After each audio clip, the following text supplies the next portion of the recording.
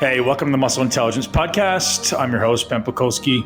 As always, framing this podcast around living your greatest life, our greatest life, in a body that we absolutely love, that carries us around this world, and hopefully what looks like an adventure. I hope you guys are having an amazing day.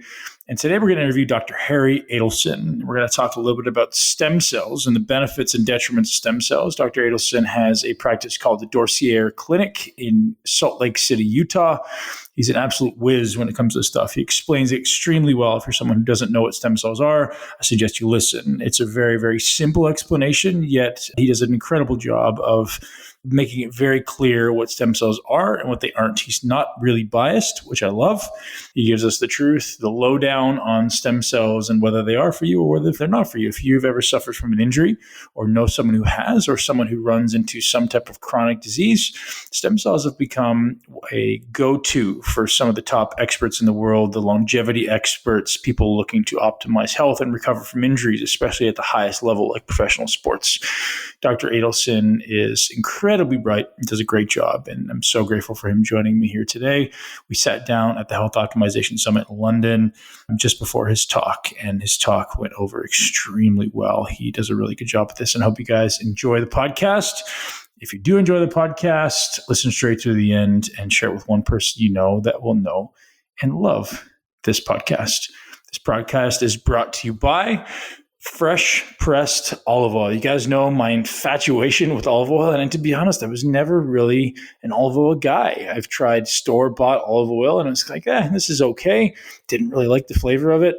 As soon as I, for the first time, tried fresh pressed olive oil, I didn't realize what I had been missing. So why do I love olive oil so much? Olive oil is a monounsaturated fat, and we need more monounsaturated fats in our diet. Our standard American diet is typically very, very high in omega-9 polyunsaturated fats. We want to go after more monounsaturated fats, and that's why I think I have about 50% of my calories on a day-to-day basis coming from this exact source of olive oil, the fresh pressed olive oil. So it's unbelievable for flavor. It's unbelievable for health benefits. It's loaded with antioxidants and a whole bunch of other great things that, to be honest, as human beings, we need. It's certainly one of the staples of my diet.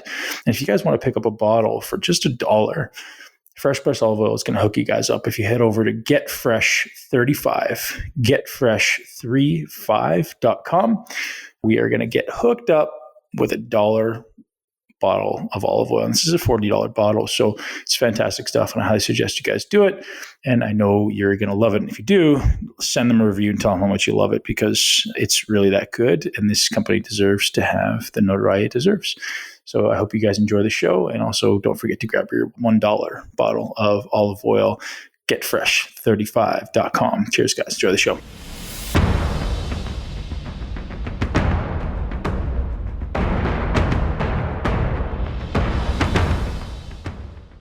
Tell me about how you got started into stem cells, and you're one of these early adopter people. Mm-hmm. And where did it come about for you? Because people have known about stem cells for quite a while, but the idea of isolating them and injecting them to optimize, whether it be recovery or longevity or whatever, how did that come about for you?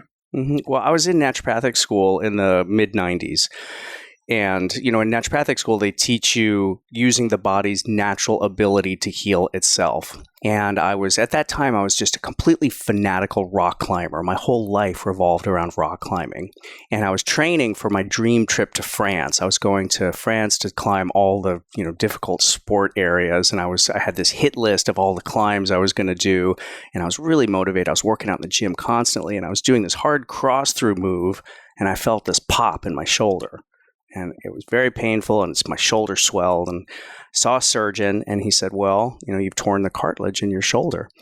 And I said, well, so what are my options? He said, well, we can do a steroid injection, which will probably help in the short term, but it's actually going to make it worse in the long term. Or I can put a scope in there, cut out the cartilage, and that will probably get you back on track for your trip, but it's going to cause you problems later in life. you're going to have arthritis later in life. And it just didn't make any sense to me. Here I was 25 years old at the time. I was in great health. I was in naturopathic school where I was learning the healing power of nature. And I just knew there had to be a way to kickstart my body to fully heal. We didn't have the term biohacking back then. I'm not sure we had the term hacking back then. But, I just knew there had to be something that could be done naturally. So I started asking around. And this was back in the 90s when research meant you actually had to talk to people. And somebody told me about the library. Yeah, exactly. I mean, really. Those things will soon be obsolete, right? So I found out about Rick Marinelli, who was a naturopath who was doing something called prolotherapy, which is the injection of natural substances to essentially trick the body into thinking that you've sustained a new injury, thereby launching the body's natural healing cascade. So I had it done, and it worked so well that my life path unfolded before me. My trip to France was splendid. Rick became my mentor. The naturopathic prolotherapist became my peer group, and I knew that's what I wanted to do. And that over the years, I did prolotherapy for years and got pretty good results. I was very happy with it. I had this very small, simple practice in Salt Lake. When I finished residency, I moved to Salt Lake. Then platelet-rich plasma came along. Platelet-rich plasma is the concentration of the platelets in your blood. So you take normal peripheral blood, just like a regular blood draw, concentrate it down, take out the red blood cells because there's not really a lot of therapeutic value in this context. We get the platelets. Platelets are what are responsible for healing after injury. They recognize, when they're outside of blood vessels, they release these growth factors that signal that microenvironment to go into hyper-healing mode. And this worked better than prolotherapy. Prolotherapy, we were injecting dextrose. So I did that for 4 years, and I found that I was able to get the job done in half as many treatments. Then I had a patient come to me. She's a woman who's an engineer for NASA, just super ridiculous IQ off the charts, researcher. And she said, Harry, look, she had this knee problem, and we were able to get her to a certain point. And she'd been a patient of mine for years. First we treated her with Prolo, then we treated her with PRP. And we just never quite got her to the point she wanted to be. And she put this stack of papers on my desk, and she said, and it was animal studies back in 2010. That's all there were. She said, I want you to put stem cells from my bone marrow into my knee. And I said, Laura, I don't know how to do that. And she said, so learn. That's the best attitude, right? Yeah. Figure it out. I couldn't argue with her. So I went and learned how to do it. And I started doing it with people. And I was so blown away, Ben, by how well it worked that I just knew this was it. I knew this was going to be my career for the rest of my life. And that was almost 10 years ago. How did you isolate that early? Was there already some design process to withdraw the bone marrow and isolate the stem cell? Well, it's identical to PRP. So PRP, you take the blood out and then you put it in a simple centrifuge, right? Yeah. And then hopefully everybody has the concept of a centrifuge. So imagine, you have a test tube that comes out. The items that are heavier go to the bottom. So in this case, that's red blood cells because red blood cells contain iron. So they're the heaviest constituent. So they all go to the bottom. The serum, which does not contain cells, goes to the top. And then in the middle, you have what's called the buffy layer. The buffy layer contains the white blood cells, but it also contains the platelets. So then we just, there's different ways to do it. You can pipette off the buffy layer. There are these commercially available kits that you can get.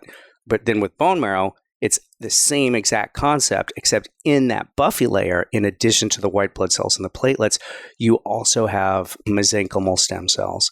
And mesenchymal stem cells are the most important. There's many different types of stem cell, but when we're talking about stem cell therapy, that's especially for musculoskeletal pain, that's really the most important of the stem cells. Mesenchymal stem cells have two sort of superhuman abilities. One, they have the ability to turn into other tissue types when prompted. But then the other superhuman power, which is actually more important in this conversation, is their ability to launch what's called the paracrine effect. And the paracrine effect is intercellular communication. So mesenchymal stem cells are able to recognize when they're in the presence of damaged cells or damaged connective tissue. And in response, they release these growth factors that launch the healing cascade. They destroy invading microbes. They launch the division of cells in that area, and they, repair connective tissue. So it's the MSC, mesenchymal stem cell, can also be thought of medicinal signaling cell. The guy who named mesenchymal stem cell, a guy named Arnold Kaplan, has since come back and said, I shouldn't have named it mesenchymal stem cell. I should have named it medicinal signaling cell. So interesting. So assume the audience doesn't know what a stem cell is.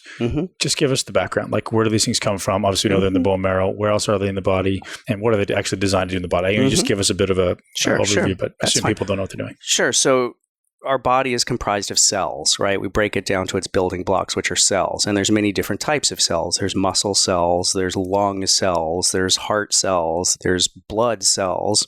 There's all these different types of cells. And one of the cell types are called stem cells. Now, stem cells, as I said, have this ability to either turn into other tissue types or signal the repair of tissue. Their job is to maintain the health of their microenvironment. That's all they do. When we, most people have heard of the concept that we regenerate our bodies over time, that our lungs regenerate, every organ in our body regenerates. Well, the cells that are responsible for regenerating our organs, whatever they are stem cells. These are the regeneration cells. This is how we keep from just, dying in a couple of days. This is how our body regenerates ourselves. How does that interplay with transcription of DNA? Like, I'm trying to, so obviously DNA, there's probably a transcription process for stem cells, but we know that the stem cells are contributing in this paracrine way to maintain the integrity of a cell, the health of a cell. Now, if a cell is constantly transcribing, like, where's the interplay? You know what I'm getting at, between like the transcription of new cells and the maintenance of, where does the stem cells play into that process? Does that make sense? Sure. So just to finish the first thought, and then I'll answer that question. So what stem cell therapy is essentially you have, say you've had damage to, let's say it's an intervertebral disc. So say, your L4, L5 disc has been damaged, and we want to trigger the growth, trigger the regeneration of that L4, L5. So we take stem cells from an area of your body where you still have a robust population. That can be your bone marrow, that can be your fat, it can be both. We might use, and we'll talk more about this, but we might use other things such as exosomes, and I know Ben Greenfield is super. I want to talk about that. Yeah, he got super excited about the exosomes and items like Wharton's jelly, and we're going to talk about all that stuff. But we take it from, essentially from your own body, from fat and bone marrow, where you still have a robust population, and then put them in the place where you now have a paucity, where you are lacking in stem cells. We inject it and thereby launch the body's healing cascade. Right. So as far as, we used to think, back in the old days of like 2010, we used to think the main mechanism of action of moving these stem cells around was this differentiation, was the stem cell's ability to turn into a target tissue. Well, we've since found out that that's actually not really the case, that really the mechanism of action of stem cell therapy is much more that paracrine effect. It's much more we take it out of the area where, such as your bone marrow, then we put it in this new place. And it's not even so much that these stem cells turn into cartilage. It's that they signal the proliferation of the cartilage that's still in that area. So if cartilage in that area, whatever it may be, is constantly being transcribed with DNA, like we're turning over cells, every second, I'm just trying to figure out where that ties in, right? So it's signaling a cell. What if these cells are dead or damaged or injured? Is it having an epigenetic effect? Is it having an effect on the DNA signaling, DNA transcription? See what I'm saying? I'm trying to understand. Like, if a cell is, so we have an injury, those cells are ultimately dead, and the only way to ultimately recover from that is to have the body produce new healthy cells. So I'm trying to figure, I guess maybe a question that we don't understand or we don't know yet. I don't think we do. Yeah. I think we know the rough idea, but we really don't understand the exact mechanism. Yeah, maybe there's some epigenetic things happening there where it's like, maybe negating the negative impact of whatever injury you just had. I mean, it's so interesting. The future is bright, but I also want to talk about the future of this stuff because it seems like there's some people trying to put a damper on the future. But you brought up exosomes. So I think that's probably a very long conversation, but I'd like to explain what that is. Sure. So first of all, there's what we call autologous stem cells. The word autologous means donor and recipient are the same person. So that means stem cells from your own body. We can use bone marrow. That's sort of the tried and true workhorse of stem cell therapy. And then there's also the use of fat, which has been around for a lot less time. And unfortunately, it appears to be in the United States on its way out. But bone marrow is still okay? Bone marrow is still okay, yeah. So in 2017, the FDA issued a statement that the use of stem cells from fat is in fact a drug and a non-FDA approved drug. And from your own body. Right. And in this statement, they said the industry has until November of 2020 to discontinue the use of fat stem cells. So they sort of put a date on there. So I am intending to comply. I don't agree with it, but, those guys make the rules. Sure. I don't. And, I have to comply. So I've got another year of doing fat-derived stem cells. Bone marrow, because it has such a long history of use with cancer therapies, using it for musculoskeletal purposes is really just considered an off-label use. So for the time being, that's safe. So those are the autologous stem cells. Then there's what we call allogenic. And the word allogenic means donor and recipient are different. So we're getting it from someone else. And these are usually birth product tissues. So Sure. whether it's placenta, whether it's umbilical cord, whether it's amniotic fluid, amniotic membrane. Exosomes are fascinating. And their use has really exploded. I've been using them a little over 2 years in addition to bone marrow and fat stem cells. And I found the two a real winning combination. So let's talk about exosomes. So if we go back to cellular biology, and you remember the diagram of a cell, and the perimeter is the membrane, right? So that's the skin of the cell. It's that bilipid layer. And then everything that is contained in the cell is within the membrane. And in the largest structure is the nucleus. That contains all the genetic material.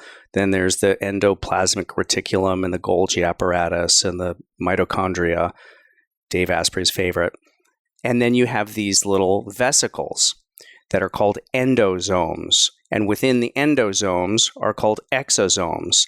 Now, when I was in school back in the late 90s, we thought those were the waste products. We thought that was cellular poop. We thought that was the excretions, that was just waste. Well, we were wrong, because actually the endosomes, which contain these exosomes, the endosomes, when they want to release the exosomes, they migrate towards the cellular membrane, they attach on, they become continuous. So then now they're able to release the exosomes into the interstitial space, the space between the cells. Those exosomes are the communicating factors. Those are the proteins. Those are the RNA. Those are the items that when the cell needs to communicate with the surrounding cells, that's the method by which it does it. So that actually is the active ingredient of mesenchymal stem cells. When we talk about the mesenchymal stem cells having this paracrine effect, their mode of communication is these exosomes. Now, what makes my stem cells, 51-year-old stem cells, is as we age, our own stem cells lose the ability to manufacture and subsequently excrete these exosomes. So what a lot of people are doing now is we take these exosomes that are manufactured in a lab. So personally, I use Chimera Labs. There's a number of labs that are doing this, but Chimera uses placental stem cells. So these are very young, robust stem cells. They culture expand them. So now you have hundreds of millions of them. Then they put them in a stressful culture medium. So they basically stress out the stem cells. They make the stem cells think their host is under duress. So they manufacture and excrete these stem cells. Then they separate the exosomes from the stem cells. So you're actually putting the other person's genetic material or DNA to one side, and you're just harvesting the exosomes. So now you're just getting the active ingredient whose membrane is identical to yours and mine and anyone else's. Right. So it almost feels like extracting a hormone, and then not a hormone, but similar right. idea. Yeah. And so there's no rejection here because there's nothing to interact with. DNA. There's no DNA. There's no antigens. There's really nothing to react to. And then, of course, they screen these patients for, the donor of the placenta. They screen them for every imaginable communicable disease. So now we have these exosomes.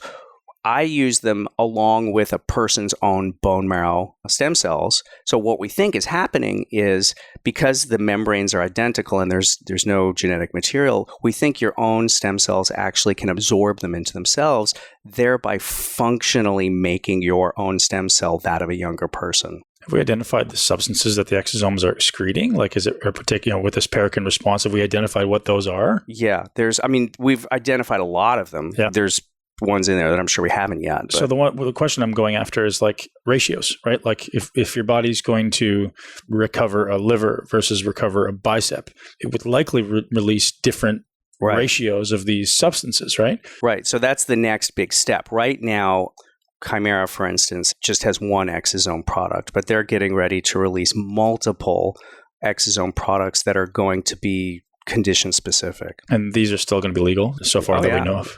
Yeah. I mean, they're working closely. Chimera is working closely with the FDA to ensure compliance and make sure they're doing it the right way. Very, very cool. So when I hear bone marrow being extracted from the body, I get a little rigid. Yeah. Like a little, frightened. Tell me about that. How does that work? It's a lot scarier than it is actually painful or dangerous. However, I will say that I do sedate everybody. For years, I gave people the option, and when I say sedated, that means with an anesthesiologist putting you to sleep, but not general anesthesia. So if anybody's had a colon, it's the same medications you use for like colonoscopies or certain dental procedures. Like a gas or something, like a laughing gas? No, it's IV medications, but you're not intubated, and it's not the heavy. Actually, general anesthesia starts with gas, and then it switches to drugs.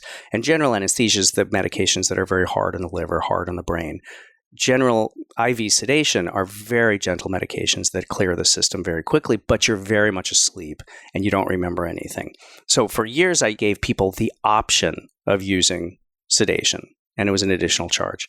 And what I realized was happening was that the people who would just decline, usually it was something about, oh no, I'll save the money. Oh no, I'm not a wimp. It was these sort of, they'd have these reasons.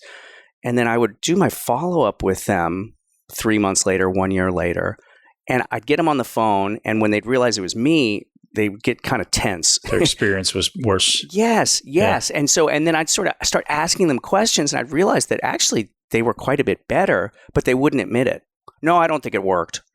And I started to realize that these people were just pissed off at me. They just had a bad experience. Yeah. They had a terrible experience because it's torture. I mean, to have a bone marrow aspiration and a lipo aspiration, and then I'm injecting their discs and I'm doing all these painful injections. So I said, I'm going to try for a year. So what I did is I just I changed my prices so that sedation's included. So I said, okay, you don't have to be sedated, but it's included in the price. And everybody chooses yes. And they're relieved to have that decision taken away from them because it's one fewer decision. And, they don't have to feel like they're being a wimp. And then they have this great experience. They wake up a little stoned. All the painful stuff's over. And that problem completely went away. So ever since then, I said, this is just a better way to go. Absolutely. I don't disagree. So you're saying you sedate everybody. I also heard that you're doing full body stem cells. Right.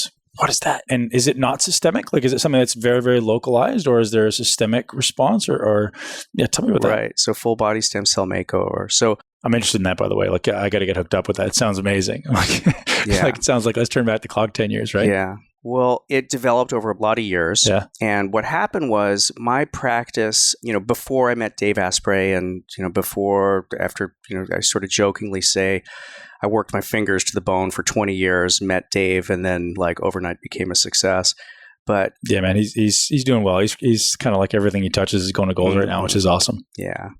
And so over the years, I sort of developed the reputation of the guy who would do big treatments. And the reason for that is because I would get so many farmers, ranchers, and oil field workers in. I got a lot of Montana, Wyoming, Idaho, Western Canadian grain farmers and dairy farmers. I'd get these like very hard working people who had exceeded the terms of their warranties. The problem with, when you get people at elite level athletes, the reason they're elite level is because they put just as much focus into rest as they do into work. Yep. And what these guys, when you get these ranchers and these farmers and these oil field workers, there are no rest days. I mean, the oil field workers at least get some days off, but the ranchers and the farmers don't have days off. It's the difference between digging a hole with your body and digging a trench, right? These guys are just digging that big trench and they never get a chance to kind of fill the hole back in, right? Yeah, Monday through Sunday, not Monday through Friday. Yeah. Monday through Sunday. 20 years at a time. Right. Yeah. Right. So their bodies disintegrate and degenerate. Yeah. So they have arthritis literally through their entire bodies, and they're real get or done type mentality. So I would get these people in, and they literally would have arthritis along their entire spine, both shoulders, both hips, both knees. And then if they had an injury, then their ankles and their elbows. And most of them have these goofy elbows. You say, go ahead, you're going to do a blood draw, straighten your arm. And it's like 45 degrees. That's as straight as it goes. Right. Calcification of the tissues. Right. Yeah. So I started doing these big treatments, and I would just sort of jokingly refer to them as full body stem cell makeovers. Well, then Dave became a patient. I started getting these biohackers in, and give me the full body deal, man. Yeah, they would say, well, can't you just inject my entire body in a single sitting? Because if you're putting me to sleep, if the anesthesiologist is putting me to sleep, can't you just do everything? And I thought, yeah, actually, I can. And I sort of looked back at my origin. What got me into alternative medicine to begin with was I had Rolfing done. I had this knee problem when I was very young, and I was told by a surgeon I would need, this big surgery at like 19 years old, and I had Rolfing done, and it totally cured the problem.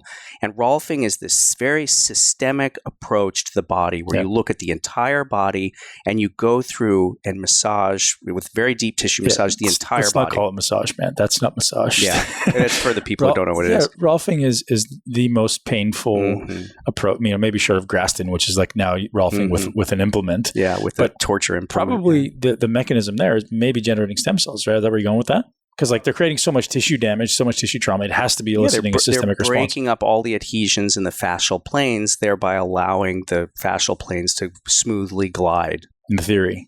Right.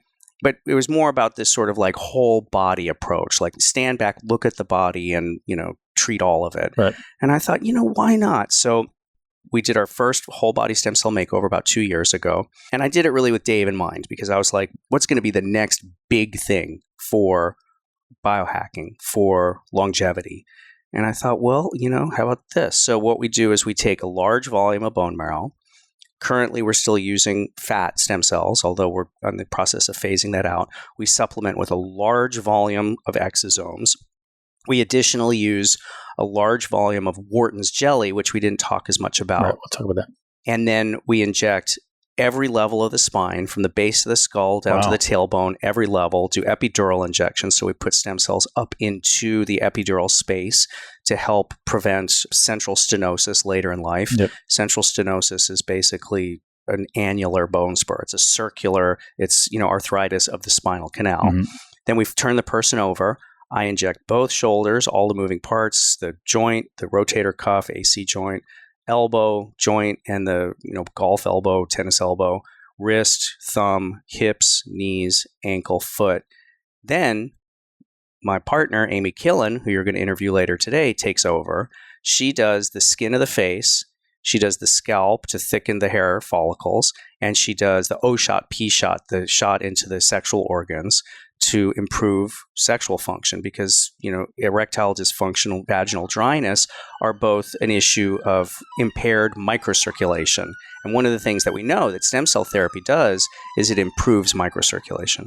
So we're basically doing it all. Yeah. So by going into the epidural areas, is that making its way to the brain? Because I've heard, I don't know if it was you speaking about this, but I've heard about people doing stem cells trying to get into the brain to heal the brain. So there's epidural, which is outside the spinal cord. You're going into the dural tissue. Yeah. So when I do it, I inject outside the spinal cord. So I'm putting it up into the spinal canal to treat the musculoskeletal structure of the spine, the actual spinal canal. There's an intrathecal injection, which is when you actually inject directly into the spinal cord, into the cerebrospinal fluid. Now, we have one version. When I do my full body stem cell makeover just by myself, I call it 2 hands. That's the, what I described, the spine and the joints. When I do it with Amy, we call it the 4 hands. And that's, I do the musculoskeletal, she does the cosmetic and sexual optimization. We have a 6 hands where we bring in my friend, Dr. Marcella Madera, who's a Johns Hopkins trained neural surgeon, spine surgeon. And she additionally will do an intrathecal injection of stem cells, which is directly into the cerebrospinal fluid. And that is effectively directly into the brain. Tell me about that. Like that, when I heard that for the first time, I was like, how do we get this? People with TBI, like I had silly amount of concussions growing up, some pretty bad ones. And I was like, okay, maybe there's something there. Is it do we have a lot of data on it? Is there a lot of people doing it? I would say there are quite a few people doing it. I'm not one of them, but Marcella does them occasionally. Have you ever had it done? No. So do we know if it's actually doing anything in the brain? Is there stem cells in the brain? Do they have to be a particular type of stem cells? Do we know anything about that? Or is it just completely speculative at this time, trial and error? I would refer you to the Cell Surgical Network and specifically to the work of Chris Duma, who's a neurosurgeon in the Southern California area who is injecting fat-derived stem cells directly into what are called Ommaya reservoirs for treatment of dementia. So I would refer you to him, and I can get you his contact information. Cool, yeah, I'm super curious because that sounds interesting. He would really be the guy to talk to about that. But also, I mean, I would encourage you to speak, maybe do a podcast with Marcella Madera because she's charming, and very, very smart, and great to work with. Wonderful. So tell me more about this four hands treatment. So you're injecting all these parts of the body.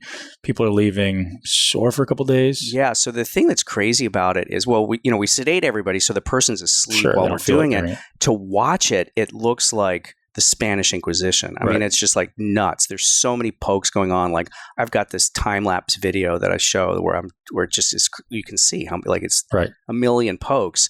But then when the person wakes up, amazingly, they don't seem to have a lot of pain. And part of it, and we were talking about the exosomes, I did the bone marrow and fat stem cells for years and then started including the exosomes.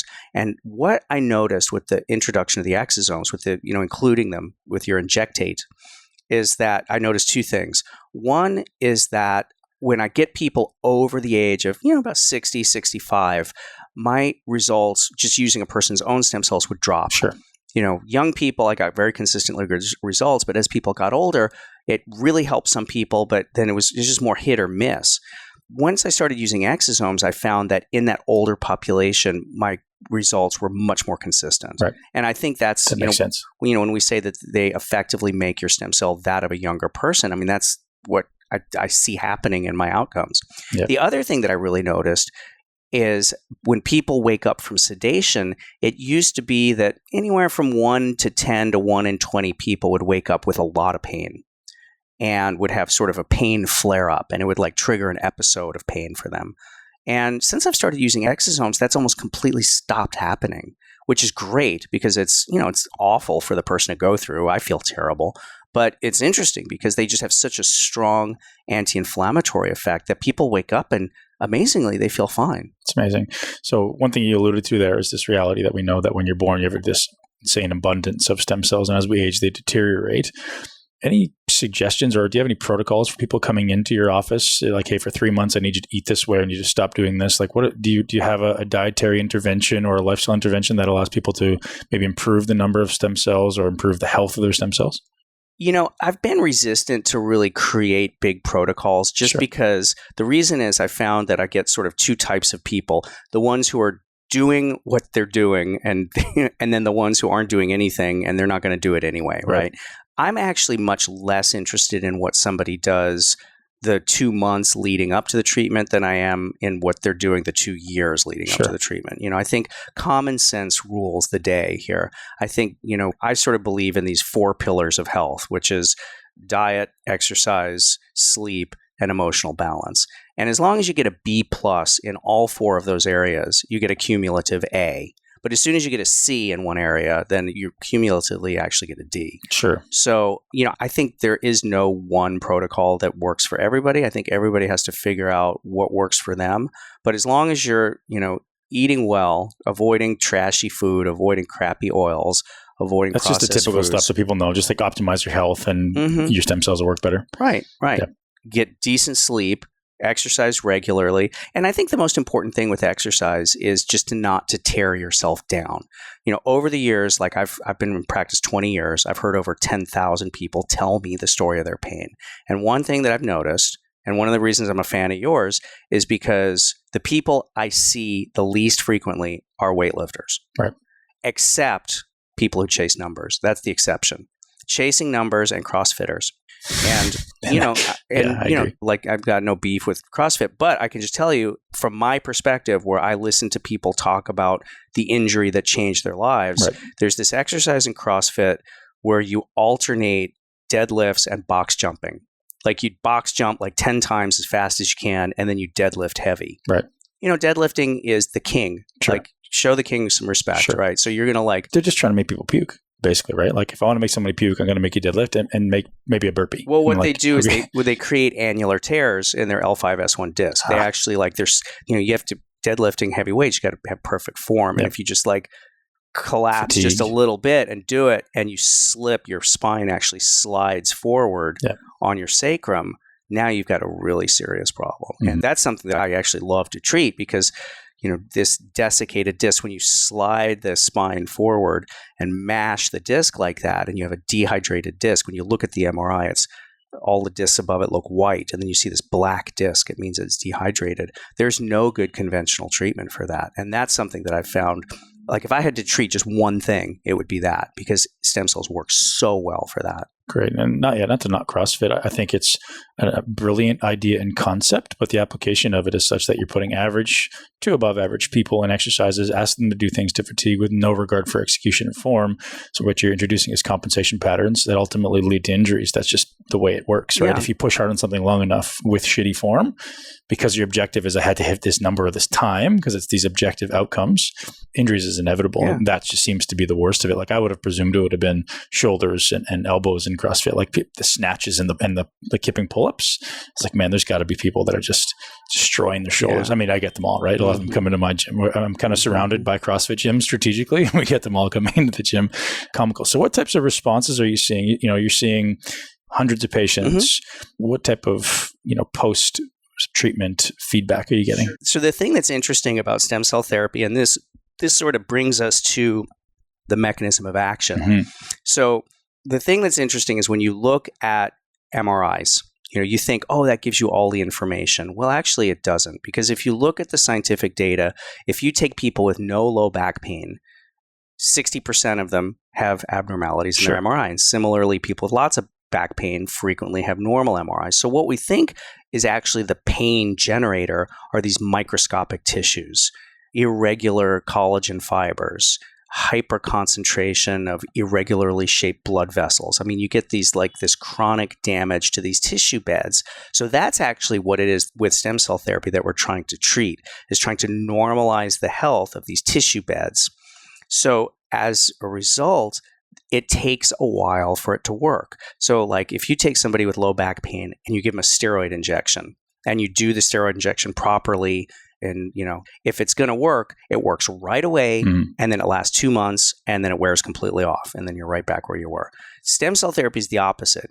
It takes 2 months for it to work. I mean, it really, I do it and I tell people, do not expect any benefit for at least 2 months. It's at about 2 months, that's where you start to notice a little bit of improvement. And then 6 months is really where you notice the most improvement. And that sort of brings us back to this idea of treating these microscopic tissue beds, growing new regular parallel collagen fibers, growing new healthy microvasculature. That takes time. Sure. That was actually segueing perfectly into my next question. So how often would you recommend somebody doing this? Kind of segueing from how long do stem cells last in the body? So when I inject these stem cells, are they sticking around? Are they just causing an effect to the tissues and then they're gone? Or have you actually done any post-therapy follow-up to see the actual improvement systemically? I just follow, I follow up with patients, and I follow 3 things: how much pain the person's experiencing, their activities of daily living, and their quality of life. As long as I get those 3, I'm happy. So I don't really have any other objective markers, or those are actually all subjective.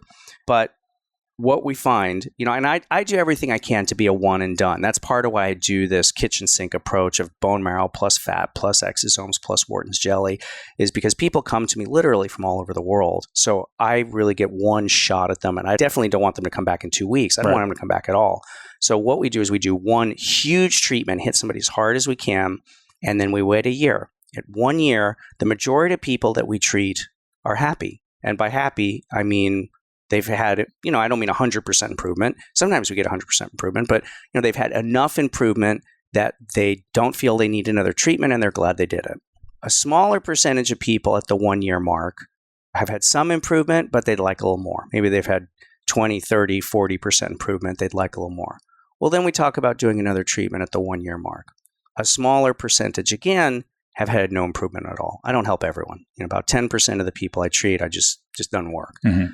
Maybe that person doesn't have great health to begin with. Maybe their stem cells aren't functioning. Maybe there's a structural element that there's actually structurally something wrong with their anatomy. Overall, when I get people to where they want to be, though, depending on what it is, for certain things, it seems to just continue to last. But for sort of normal chronic degenerative problems, the benefit lasts anywhere from 2 to 6 years. And I've only been doing this for 10 years. So 2 to 6 years, I tend to hear back from people. It's starting to come back. And usually it's not all the way back where it was. It's starting to come back, and I don't want it to go back where it was.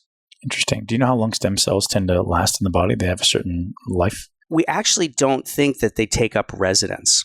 So we think that we move, especially if you're using them for the allographic, if you're using stem cells from another person, we know they don't take up residence. So they have their paracrine effect. They influence the health of the surrounding tissues, and then they don't reproduce. And we think that actually, even when you move your own stem cells from a different part, we think that same thing's happening, where they have their effect, but then they don't end up reproducing. So you get this big burst of just endogenous healing, and then we're effectively turning back the hands of time. So it's really not even so much that we're replenishing the population with new stem cells. It's that we're just creating this big healing response, turning back the hands of time of this degenerative process.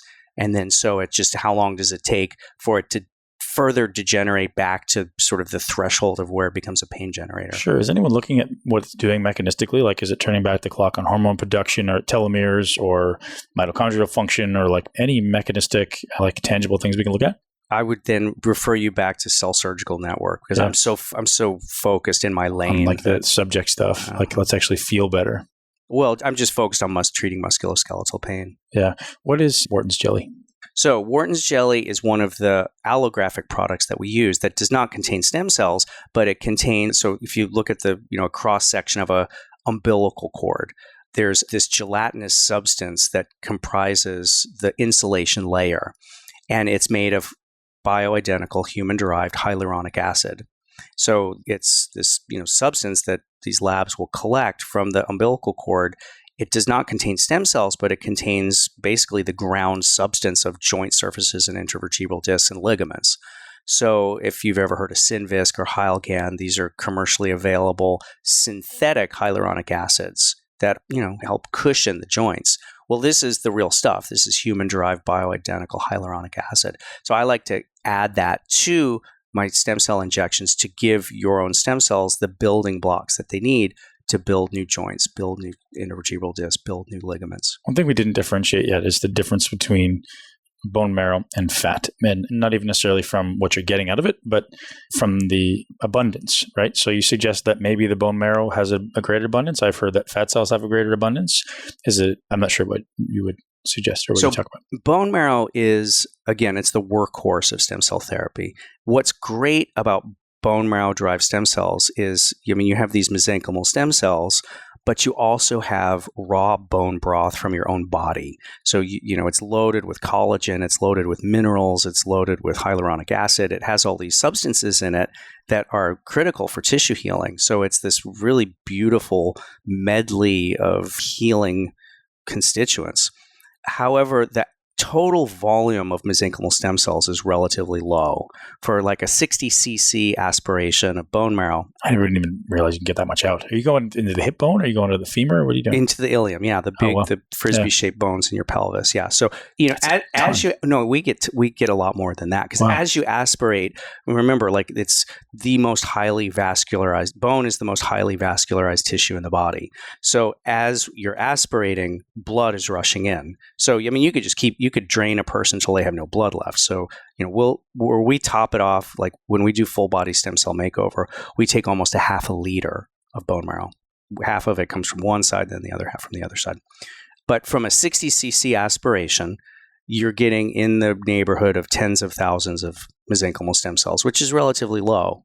From fat, from a 60 cc lipoaspiration, you get in the millions to potentially tens of millions of stem cells. So fat has a much higher concentration of mesenchymal stem cells, but bone marrow has these other constituents too. So, if I had to choose one or the other, I would choose bone marrow. And, fortunately, the FDA is making that decision for me because I'm phasing out the fat stem cells. Are you able just to go straight in with a needle, or do you have to actually drill into it, or how does that, how do you penetrate? Yeah. There's several ways to do it. I use what's called a Jamshidi needle, which is like a traditional when you see a bone marrow aspiration. The difference is I'm doing it, well, first of all, I'm using it. Is Jamshidi Japanese for big ass needle? I think it was Dr. Jamshidi. I think it was named after Dr. Jamshidi. Sure. But so when you look at a hematologist in a hospital room, doing a cancer biopsy or something, they just take the needle, they just jam it in, the ileum looks like a big frisbee, right? And they're just putting it into the center of the flat part of the frisbee.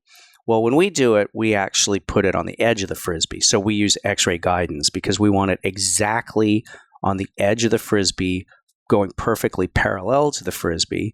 The reason being is then as we're aspirating, we're able to continually advance the needle to get a higher yield of stem cells. So it's a lot more delicate. I used to do it with people awake and I'd give them laughing gas or we just talk them through it. Now we put everybody to sleep. It's just a much happier experience for everybody. Totally. This is amazing. What's the future of stem cells when it comes to the law? But even before you address that, what do you think the future is as far as treatment? Do you see anything on the horizon that seems extremely exciting other than the exosomes, obviously? Yeah. So, in stem cell medicine, there's sort of two main fields. There's regenerative medicine, which is what I do, which is where we take stem cells either from your body or we use it from a laboratory and we put it where you need them. And then we sort of step back and let nature run its course, right? But then there's the whole other field of tissue engineering. And I think that's where, the most exciting stuff. I mean, because in regenerative medicine, we kind of have it. We're just figuring out what's legal and what isn't. But I'm telling you, I'm getting amazing results. And not with everybody. I have sort of my avatar of people that I do great with. And then there's these other people, and I'm just very honest with them. This may be worth a try, may not be worth a try, or no, you definitely need surgery, or this, there's people I don't help. But in the area of tissue engineering, that's where you take, you grow a meniscus in a laboratory, you grow a kidney, you grow an eyeball. Right? You take basically anything. It's just a matter of time before this ribeye steak that we eat is made in a lab. Right. We're going to be able to make all this stuff. It's already possible, right? I think they're already doing it. I think so, yeah. I think that's where I'm interested in putting my money because that's just fascinating to me. Quit cutting down the rainforest for the cows. Let's just make it in a lab, right? So I think that's where we're going to just over the next 10 years, we're going to see this explosion of imagine making a new eyeball. It's just that's amazing. Mm-hmm. When I first became interested in stem cells and PRP, 2013, both of my triceps were torn, and I was a professional bodybuilder. So I was like, shit, what do I do? I literally couldn't do a bench press. I couldn't do anything. So I went to see my doc, who I mentioned to you in Canada. And we did stem cells and PRP directly into, actually, first I went to see a surgeon. I was like, man, can you help? But they were still attached at the bone. But what happened was the outsides were attached and the middle was frayed. And I had a 4-centimeter recession away from the bone. He's like, dude, there's nothing I could do. If he had torn it off the bone, we could reattach it, but there's nothing I could do because it's still attached. So I went to the stem cell and PRP doc and he goes, well, let's try it. So he used a fat graft to fill it in, he injected stem cells and then injected PRP. Within 8 weeks, maybe less, 6 weeks, I was back to what I believe to be 100%. After 3 months, I had completely regrown tendons. So this stuff is amazing. So I tell everybody, I'm like, you got to go do this. Any amount of pain, any amount of muscle tears. I'm super interested in this idea of doing full body because I have all these little, we're in the UK, we'll call them niggles, right? The UK word for the aches and pains. And it's just I remember I tore that muscle and I remember, I strained that muscle. And now that I'm, chilling out from bodybuilding, I tend to feel a little bit more. When I train hard, I tend to feel a little bit more. My joints feel amazing, but it's the muscles that actually kind of hurt, where I had bumps and bruises and pain along the way. So this sounds like for anyone sitting at home who's got these little bumps and bruises, whether it be joints or muscles, probably the best approach, right? Because it seems like it's a semi-permanent approach because you're actually healing your tissues. And that's exactly who we developed full body stem cell makeover for, is people who just have these little nagging aches and pains throughout their entire body. And hey, let's just get it all while you're here. Right. I'm going to come in and just draw circles everywhere in my body and be like, doc, you got hit here, here. You're going to run out of stem cells. We're going to need 3 or 4 people, man. And this is amazing. You do an incredible job of articulating that. Where can our listeners find you and your amazing therapies? Sure. So just check us out on the web, docereclinics.com, DOCERE clinics.com. We'll link to that in the show notes, of course. Sure. Check us out on Instagram. My wife does all my stuff there. And I'm going to say hi. What's her name? Indira. Indira, I'm going to say hi. Okay. Yeah, so they can reach you through there as well? Yeah. Awesome. And what does something like this cost? Is that something you're able to talk about? So we sort of have 3 categories. We've got the Rolls Royce, which is full body stem cell makeover. If we're doing it with just bone marrow, it's about $25,000. If we're doing it with fat, then it's close to $30,000. If we're doing Amy's portion, which is the sexual musculoskeletal plus the cosmetic and sexual, it's $45,000. So that's the highest level. And then on down, if we're just doing sort of what I affectionately refer to as a la carte treatments, if I'm treating it, then we're doing like a low back or something like that. It's starts at $10,000, goes on up to $20,000, $25,000, depending on how complex, depending on how many areas. I have an associate now, so we're able to offer these therapies at a lower price point. I think he starts around $5,000, $6,000, goes on up to $15,000, depending on what we're doing. But we've also instituted a tithing program. Because what I realized, especially after my health episode, was that the greatest advances in medicine don't do anybody any good if they can't afford it. Right. Insurance doesn't currently pay for this. So we offer 1 day per month stem cell therapy at no charge. There's 2 pathways for enrollment. People have to demonstrate that they're living below poverty level, so they provide us with documentation for that. And then once we've established that, there's 2 pathways for enrollment into the tithing program. One is for U.S. combat veterans. If you've served in the U.S. military and you've seen combat, you're good. Like, I'm happy to treat you for free. The other pathway for people who are not combat veterans is we will provide stem cell therapy in exchange for documentation of community service hours. Very cool. Yeah, so 60 hours of community service at Boys and Girls Club of America, the VA hospitals, or Habitat for Humanity are the 3 approved organizations. But if you do 60 hours of community service, we will do a stem cell treatment of your joints. 100 hours buys a treatment of the spine. 120 hours buys spine and joints.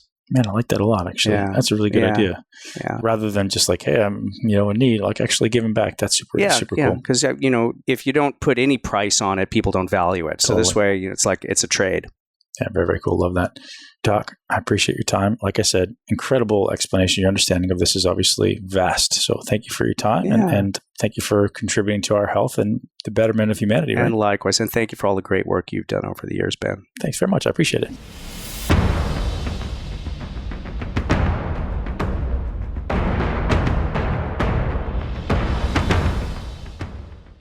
That's a wrap, ladies and gents. Just one more message before you go. If you did enjoy the podcast, as always, I appreciate you being here. And if you think someone else will enjoy this podcast, we would appreciate you sharing it with at least one person you know that will benefit from this information. If you liked it, leave us a review. It's always amazing to hear from you. I'm so grateful for your time and always grateful for your ear. I hope you have a wonderful day. Live your greatest life in a body you love. And if you haven't already picked up your $1 bottle of olive oil, I suggest you head over to Get Fresh 35. Do that now and support our podcast sponsors, Fresh Press Olive Oil and the man TJ over there. Cheers, guys. Thank you so much for tuning into Muscle Intelligence. If you enjoyed today's episode, please be sure to share it with at least one person you know.